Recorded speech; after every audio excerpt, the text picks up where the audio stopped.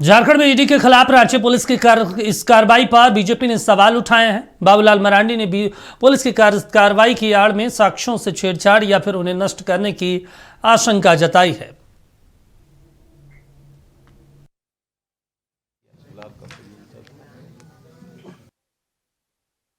एकाएक सोमवार को वहां हाजिर हो जाता है, उपस्थित हो जाता है एकाएक, और कहता है कि हमसे बयान ले लीजिए, जो जानकारी जो मिल रही है।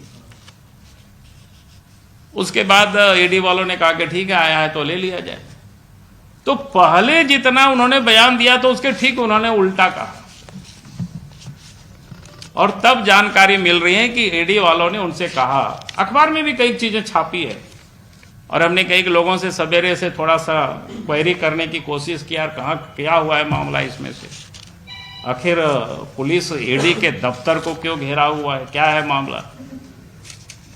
तो पता चला कि नहीं, ईडी ने उनको कहा कि अगर तुम जो उस समय बात बोले आप पलट रहे हो तो ये सारे पैसा तो शायद उनकी संतोष के पत्नी के खाता में भी गया हुआ है। बोला कि पत्नी को भी हम लोग पूछेंगे, और उन्होंने दीवार में अपना मुंडी को पटका, थोड़ा सा खरोच लगा। फिर ईडी वालों ने शायद उसको हॉस्पिटल में जांच उच करवाया, फिर वापस लाया। इसके बाद फिर पूछताछ करके बाद छोड़ दिया बाकी सारी चीजें। ये शायद सोमवार की घटना है, और मंगलवार को एयरपोर्ट के थाना में उन्होंने एफआईआर कर देते हैं कि हमको जान से मारने की साजिश थी। यानी आप कह सकते हैं सुनियोजित तरीके से इस राज्य में घोटालाबाजों को बचाने के लिए सरकार और पुलिस महकमा किस प्रकार से काम कर रही है, इससे बड़ा और ताजा उदाहरण कुछ भी नहीं हो सकता है। और लगता है नियम कानून को ताक पर रख करके डीजीपी को, आज तदासा मिश्रा को भी शायद इसीलिए नियुक्त किया गया है। यह मुख्यमंत्री को बतानी चाहिए कि इस नियम के तहत उनको बनाया है यही काम करने के लिए। चलिए, इस पर ज्यादा जानकारी के साथ हमारे सहयोगी तनय मौजूद हैं। तनय, क्या कुछ अपडेट है? जिस तरीके से आज छापेमारी रांची पुलिस ने ईडी दफ्तर पर की, एक तरीके से केंद्र बनाम राज्य की स्थिति हो गई है इस बार झारखंड में। देखिए, इसे छापेमारी तो नहीं कहेंगे, लेकिन कहीं ना कहीं जांच करने के लिए रांची पुलिस जो है ईडी कार्यालय पहुंची है, क्योंकि तमाम तथ्यों को खंगालना है। जिस प्रकार से प्राथमिकी दर्ज कराई गई थी पेयजल के क्लर्क संतोष कुमार द्वारा कि उनके साथ ईडी कार्यालय में बदसलूकी हुई है, मारपीट हुई है और उनके सर पर चोट आई थी, जिसके बाद उन्होंने एयरपोर्ट थाना में ये पूरा मामला दर्ज कराया था।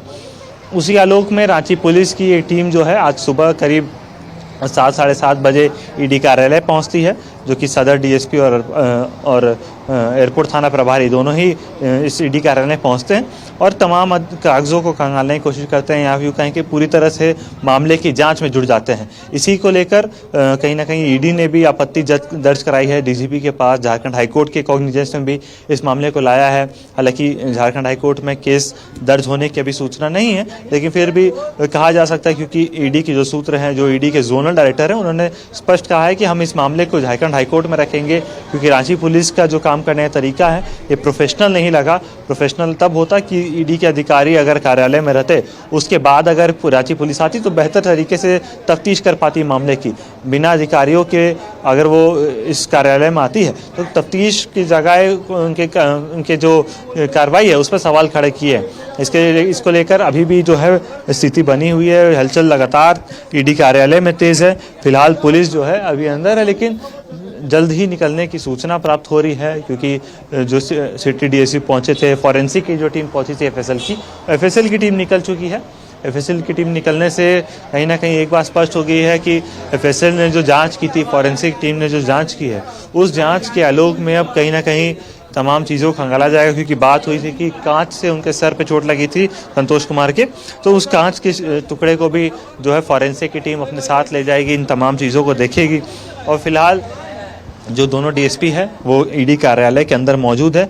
कुछ देर में संभवतः दोनों ही डीएसपी निकलेंगे, उसके बाद आधिकारिक तौर पर स्पष्ट होगा कि ईडी ने अपनी तफ्तीश में क्या पाया है, क्योंकि जांच जो है लंबे समय से चल रही। सुबह से ही जब ईडी कार्यालय में रांची पुलिस की टीम जांच कर रही है, तो कहीं ना कहीं तमाम चीज़ों पर जो है गहन मंथन हुआ होगा। ईडी के अधिकारी, जो 2 अधिकारियों के नाम आ रहे थे, सहायक निदेशक प्रतीक और उनके सहायक शुभम के नाम जो आ रहे थे, जो कि प्राथमिकी में दर्ज है, उनसे भी जो है सवाल जवाब किए होंगे, उनसे भी भी तथ्यों को खंगाला गया होगा कि जो प्राथमिकी दर्ज हुई है वर्तमान में क्या स्थिति रही थी, उस दिन क्या हुआ था, तमाम सीसीटीवी फुटेज को खंगाला गया होगा। हालांकि आधिकारिक तौर पर अभी कोई बयान स्पष्ट नहीं, क्योंकि तफ्तीश अभी भी रांची पुलिस की जारी है। देखना होगा आगे क्या कुछ पाया जाता है रांची पुलिस के द्वारा। जी नहीं, लेकिन एक महत्वपूर्ण चीज़ है ना तरह की, जिस तरीके से आज भी अगर हम देखें, सुप्रीम कोर्ट ने कहा कि ईडी की जांच में हम लोग दखल नहीं दे सकते। आज ही का स्टेटमेंट है, और फिर राज्य बनाम केंद्र की एजेंसियां एक साथ आ जाती है। तो ये तो अब केंद्र सरकार ने राज्य सरकार की कार्यशैली पर, नीतियों पर अब सवाल उठेंगे, जैसा बाबूलाल मरांडी जी कह रहे हैं। जी बिल्कुल, देखिए बंगाल में जब ये पूरा घटनाक्रम हुआ था, अभी हाल ही की बात है, जब बंगाल में भी ईडी एक जगह पर रेड करने गई थी, वहां पर ममता बनर्जी पूरे तल बल के साथ पहुंच गई थी, जिसके बाद मामला सुप्रीम कोर्ट गया। वो कुछ इसी प्रकार का मॉडल यहाँ भी देखने को मिल रहा है। इसी को लेकर बाबूलाल मरांडी भी सवाल खड़ा कर रहे हैं। उन्होंने भी कहा कि हम इसे बंगाल नहीं बनने देंगे।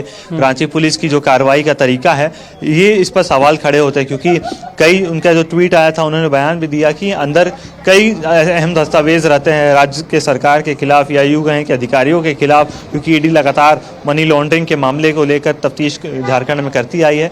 और ऐसी स्थिति में जब ईडी की टीम ईडी कार्यालय में रांची पुलिस की टीम पहुंचती है, वो भी बिना अधिकारियों के मौजूदगी में, तो जरूर इन तमाम चीज़ों पर सवाल खड़े होते हैं। और एक बात स्पष्ट है, क्योंकि जैसे ही रांची पुलिस की टीम अंदर थी, तब एक्स्ट्रा फोर्स को बुलाया गया था, सीएसएफ के अतिरिक्त जवानों को यहाँ पर तैनात किया गया था। तो ज़रूर ये स्थिति जो है राज्य सरकार के जो प्रशासन है और ईडी के जो है, दोनों आमने सामने अब होती दिख रही है। क्योंकि जब मामला अगर हाईकोर्ट जाता है, तब वहाँ पर दोनों ही पक्षों को अपने अपने जवाब दाखिल करने होंगे, तब स्पष्ट हो जाएगा कि मामला क्या है। और दोनों ही जाँच एजेंसियाँ हैं, वो आमने सामने होंगी, तो क्या कुछ होता है ये देखने वाली बात होगी। जी दीपक। नहीं, एक और बड़ा सवाल है कि जो सिटी डीएसपी साहब पहुंचे हैं वहाँ पे जांच करने के लिए, ऐसे कई मामले पहले भी सामने आए, क्या उनमें वो पहुंचते हैं जिस तत्परता के साथ आज ईडी दफ्तर पहुंचे हैं वो?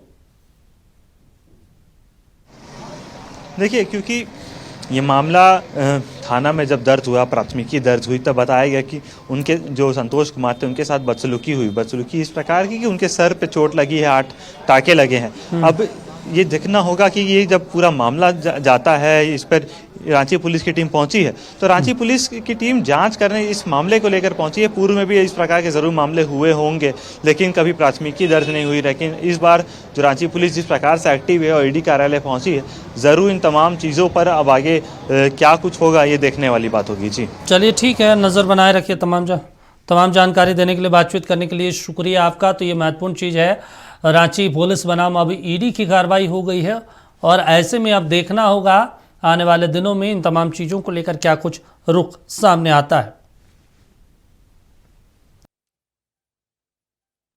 तो ईडी दफ्तर रांची पुलिस पहुंची है, ये महत्वपूर्ण जानकारी, महत्वपूर्ण खबर आपको बता दें। अब इस पूरे मसले को लेकर जांच पड़ताल की जाएगी। पूरे मसले को लेकर अब आगे देखा जाएगा कि क्या कुछ हो सकता है। लेकिन अभी तक जो तस्वीर सामने आई वो यही है, महत्वपूर्ण तस्वीर।